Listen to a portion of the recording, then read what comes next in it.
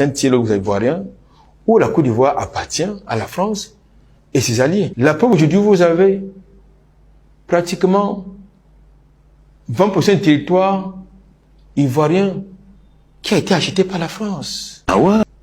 Pour construire quoi? Pas les plantations, pour nourrir les Ivoiriens, mais pour construire des académies militaires, pour construire des bases militaires. En d'autres termes, transformer la Côte d'Ivoire en une deuxième colonie. À une autre colonie, n'est-ce pas? Une autre colonie, une colonie de peuplement, n'est-ce pas, de la France.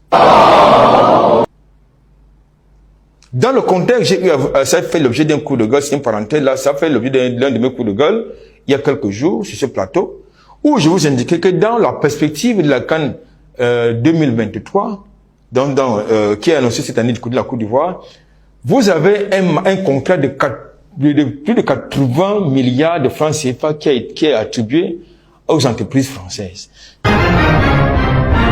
Une infrastructure hors norme qui s'est révélée au fil des années être un véritable gouffre financier ayant englouti des milliards de francs CFA payés par le contribuable camerounais évidemment et par l'endettement de l'État. Le marché initial de ce projet était de 163 milliards de francs CFA, soit 248 millions d'euros et a été raflé en 2015 par le groupe italien Pitini qui verra